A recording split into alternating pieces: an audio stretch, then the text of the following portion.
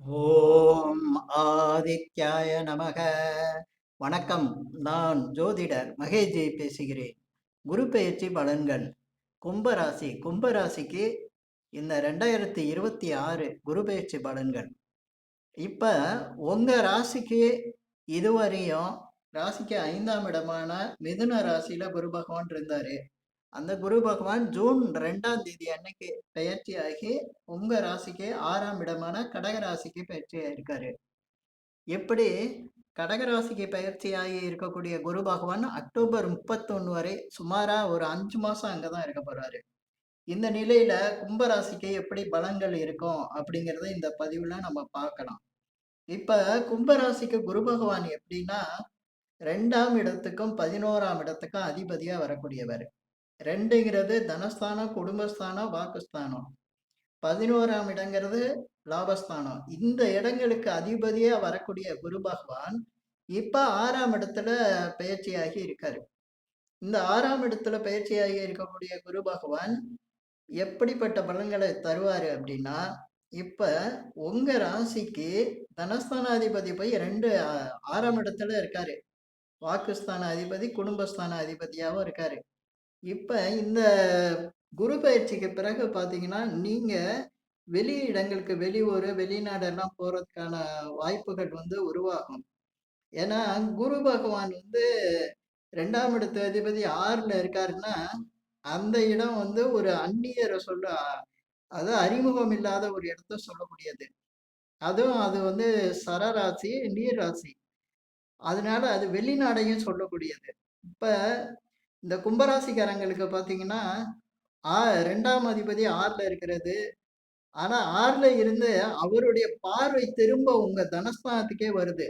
அதனால வெளிநாடு, வெளியூர் போயி நீங்க வியாபாரமோ, தொழிலோ செஞ்சு அல்லது வேலைக்கே போயி வருமானத்த கொண்டு வரணுங்கிறத ஒரு விதியா அமைக்கும்.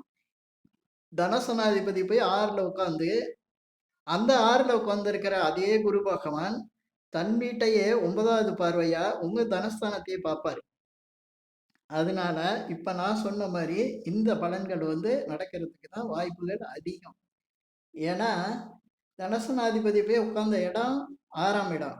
6ஆம் இடங்கிறது வேலை, உங்களுடைய வருமானத்தையும் சொல்லக்கூடிய இடம்.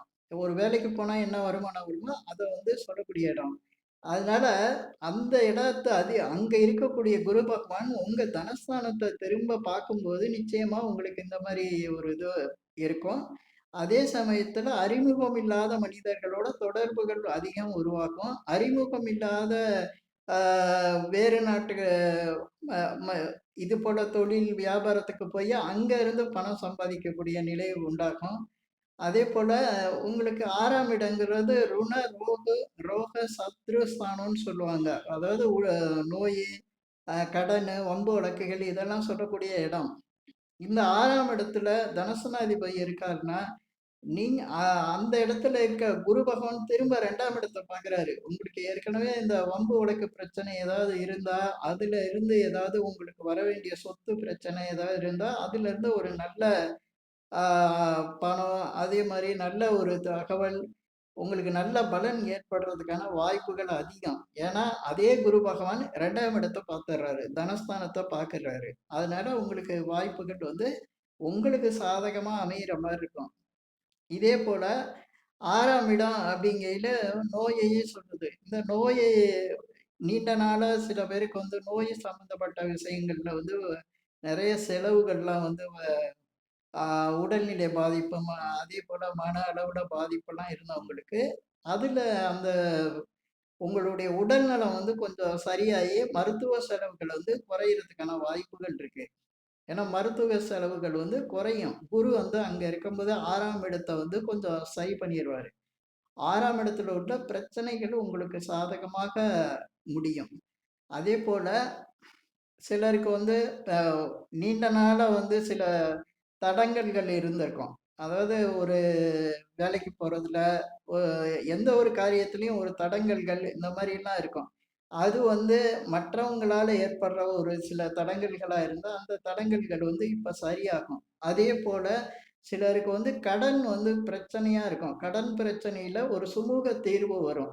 எப்படின்னா, குரு 6ஆம் இடத்துல இருந்து தனஸ்தானத்த பார்க்குறாருன்னு சொல்லியிருக்கேன். அதனால ஏற்கனவே கடன் பிரச்சனையில அதிகம் சிக்கி தவிக்கிறவங்களுக்கு ஒரு சுமூகமான ஒரு முடிவு அதுல வரும். இன்னொரு விஷயம், அந்த கடன் பிரச்சனை முழுவதும் தீராட்டி கூட, கடன் பிரச்சனையை சரியாகறதுக்கான வழி உங்களுக்கு அதுக்கான உதவி செய்றதுக்கான ஆட்கள் உங்களுக்கு சரியான ஒரு ஆட்கள் கிடைப்பாங்க. அதேபோல நீங்க எடுக்கிற முடிவும் அது சரியாவும் இருக்கும். கடன் பிரச்சனையில உள்ளவங்களுக்கு இது ஒரு சாதகமான நிலைன்னு எடுத்துக்கலாம். அதேபோல 6ஆம் இடம் அப்படிங்கையிலே எப்பவுமே அது ஒரு பாதிப்ப தரக்கூடிய இடம் அப்படின்னு எடுத்துக்கிறோம். ஆனா, அங்க இருக்க குரு பகவானுடைய பார்வை தனஸ்தானத்துக்கு இருக்கிறதுனால, அங்கே ஏற்படக்கூடிய பல விஷயங்களுக்கு உங்க திரும்ப தனஸ்தானத்தையே பார்க்கிறதுனால, அது சில உங்களுக்கு நன்மைகளையும், அதாவது அதிலிருந்து பண வருமானத்த குடுக்கக்கூடிய நிலையிலயும் உங்களுக்கு கொண்டாந்து விட்டுரும். ஏன்னா, குரு திரும்ப அங்கேயே பார்த்துடுறாரு. அதனால இது ஒரு சாதகமான நிலை தான். அதேபோல பார்த்தீங்கன்னா, குடும்பஸ்தான அதிபரா இருக்கிறாரு குரு பகவான். குடும்பஸ்தான அதிபரா இருக்கிறதுனால, இந்த கும்ப ராசியில உள்ளவங்களுக்கு குழந்தைக்காக முயற்சி பண்றவங்க, நீண்ட நாளா குழந்தை இல்லாதவங்களுக்கு குழந்தை பிறக்கறதுக்கான வாய்ப்புகள் உருவாகும். ஏன்னா, மருத்துவ சிகிச்சை சொல்லக்கூடியது இந்த 6ஆம் இடம். அ மருத்துவ சிகிச்சை மூலம் குழந்தை பிறக்கறதுக்கான வாய்ப்புகள் வரும். ஏன்னா, திரும்ப குரு குடும்பஸ்தானத்த பார்க்குறாரு. உங்க குடும்பத்துல அதிகப்படியா ஒருத்தர் வர்றதுக்கான வாய்ப்புகள் அதிகம். அதனால குழந்தை பிறப்பு உறுதியாகும். கும்ப ராசியில உள்ளவங்களுக்கு இந்த மாரி ஒரு இந்த மாரி ஒரு நல்ல பலன் உண்டாகும். அதேபோல சில பேருக்கு சுப காரியங்கள், திருமண காரியங்கள் தட்டி போயிட்டுருக்கும். அது நீங்க இதுவரையும் எடுத்த முயற்சிகள்லயே, இப்ப சிலர் தெரியாத முகங்கள், அதேபோல உங்களுக்கு புதிய நண்பர்களா சில பேர் அமைஞ்சு, அவர்கள் மூலமா அந்த அ ம சுப காரியங்கள் நடக்கிறதுக்கான வாய்ப்புகள் உருவாகும். அது எப்படின்னா, அறிமுகம் இல்லாத, அதாவது உங்களுக்கு ஏற்கனவே நண்பர்களா இல்லாத புதிய நண்பர்கள சொல்லக்கூடிய இடம் 6ஆம் இடம் தான். அந்த இடத்துல இருந்து குரு 2ஆம் இடத்த பார்க்கையில, 2ஆம் இடங்கிறது குடும்பஸ்தானம். குடும்பத்துல சுபகாரியம் இதன் மூலம் நடக்கிறதுக்கான வாய்ப்புகளும் அதிகம். இப்படி பல விதங்கள்ல இந்த தனஸ்தான அதிபதி 6ல இருந்து, அது குரு பகவானுக்கு மட்டும் தான் அந்த பார்வை இருக்கும். மற்ற கிரகங்களுக்கு 9ஆம் பார்வை இருக்காது. அதனால இந்த பலன்கள் உருவாகுறதுக்கான வாய்ப்புகள் அதிகம். இதுல குரு பகவான் லாபஸ்தானாதிபதியா இருக்காரு. லாபஸ்தானாதிபதி 6ல இருக்கிறது இன்னும் கூடுதல் பலம்னு சொல்லலாம். ஏன்னா, உங்களுக்கு சிலர் வெளிநாடு, அ அதேபோல வெளியூர்ல போய் தொழில், வியாபாரம் செஞ்சு, அதே மாரி வேலையில சம்பள உயர்வு கிடைச்சு, அதிக வருமானத்தை பெறக்கூடியதும் இந்த 6ஆம் இடத்துல இருக்கிற குரு பகவான் வச்சு சொல்லலாம்.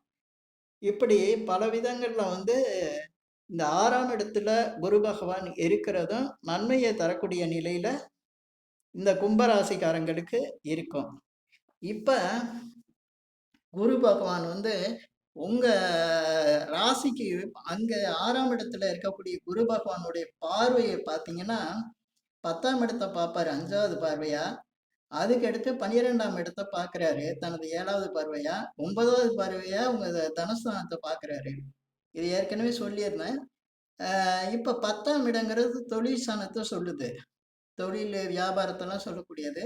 குரு பார்வை இருக்கையில நிச்சயமா உங்களுக்கு தொழில்ல, வியாபாரத்துல ஒரு வளர்ச்சி இருக்கும். பெரிய அளவுக்கு வருமானத்த குடுக்கக்கூடியதும் இருக்கும். அதிர்ஷ்டகரமான வாய்ப்புகளையும் குடுக்கும். தொழில், வியாபாரத்துல. திடீர்னு வாடிக்கையாளருக்கு கொஞ்சம் அதிகரிச்சு, வருமானம் கூடுதலா கிடைக்கிறதுக்கான வாய்ப்புகள் கொஞ்சம் அதிகமா இருக்கும்.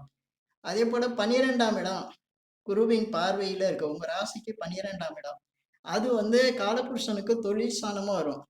அப்படி இருக்கையில, வேலை, வியாபாரம் விஷயமா வெளிநாடு, வெளி ஊரு இப்படியெல்லாம் பயணம் செய்யக்கூடிய நிலை இந்த குரு பயிற்சியில உங்களுக்கு உண்டாகும். பொதுவா இந்த ஐடி துறையில வேலை எதிர்பார்க்கிறவங்களுக்கு வெளிநாடு போறதுக்கான வாய்ப்புகள் கொஞ்சம் கூடுதலா இருக்கும். ஐடி துறையில இருக்கவங்களுக்கு வெளிநாட்டு வேலை சிறப்பா இருக்கும். வெளிநாட்டுக்கு போறதுக்கான வாய்ப்புகள் உருவாகும். இது ஒரு கூடுதல் சிறப்பு அப்படின்னு எடுத்துக்கலாம். அதுக்கடுத்து குரு பகவான் வந்து தனஸ்தானத்தை பார்க்குறாரு. அந்த தனஸ்தானத்தை பார்க்குறது ஏற்கனவே நான் சொன்ன மாரி 6ஆம் இடத்துலேருந்து குரு பகவான் பார்க்குறது, தனஸ்தானத்தை பார்க்குறது கும்பராசிக்கு ஒரு சிறப்பு பலமா நல்ல நல்ல பலன்களை உருவாக்கும். இப்ப நான் சொன்னது எல்லாமே சுப பலன்களா தான் சொல்லியிருப்பேன். எப்பவுமே வந்து குரு பகவானுடைய பெயர்ச்சி பலன்கள் வந்து சுப பலன்களை மட்டும் தான் சொல்ல முடியும். ஏன்னா குரு வந்து முழு சுபர். குரு செய்யக்கூடிய அத்தனை விஷயங்களும் சுப காரியங்கள் தான். சுப நிகழ்ச்சிகள் தான். நன்மை செய்யக்கூடியதா தான் இருக்கும். குரு ப குரு பெயர்ச்சியில இந்த மாரி பலன்கள்லாம் சொல்லி, ஆனா என்னுடைய ஜாதகத்துல எனக்கு இந்த பலன்கள் நடக்க மாட்டேங்குது அப்படின்னு நினைக்கிறவங்களுக்கு, பொதுவா உங்க திசா புத்திகள் உங்க ஜாதகத்துல கிரக நிலைகள் சரியில்லைன்னா கூட, இந்த மாரி கிரக பெயர்ச்சி நடக்கும்போது, குரு பகவான் தனது பார்வை பலத்தால் கண்டிப்பா நன்மைகள தான் செய்வார். அந்த நன்மைகள் வந்து நீங்க இன்னொருத்தரோட கம்பேர் பண்ணையில, உங்க ஜாதகத்துல திசா புத்தி நல்லா இல்லாம இருந்தாலோ, அல்லது உங்க ஜாதகம் கிரகங்கள் சரியில்லாம இருந்தாலோ, கொஞ்சம் குறைவா நடக்கும். மத்தபடி குரு பகவானுடைய பார்வையில இது நடக்காது அப்படிங்கிற மாரிலாம் சொல்லவே முடியாது. ஒருத்தருடைய வாழ்க்கையில சில நல்ல விஷயங்கள் நடந்துகிட்டே இருக்கு அப்படின்னாவே, அப்ப குரு பகவானோட பார்வை வந்து அந்த ஜாதகருக்கு இருக்குன்னு அர்த்தம். அதே போல ஒருத்தரு சரியில்லாத காலகட்டத்துல வாழ்ந்துகிட்டு இருக்காரு, அவருக்கு ரொம்ப கஷ்டம் இருக்கு அப்படின்னா, அந்த நேரத்துல அவருக்கு குருவோட பார்வை இல்லைன்னு அர்த்தம். இந்த வித்தியாசம் எல்லாருக்கும் தெரியணும். அப்பதான் வந்து குரு பெயர்ச்சியில இப்படிலாம் பலன்கள் நடக்குமா அப்படிங்கிறதே நம்ம புரிஞ்சுக்கலாம்.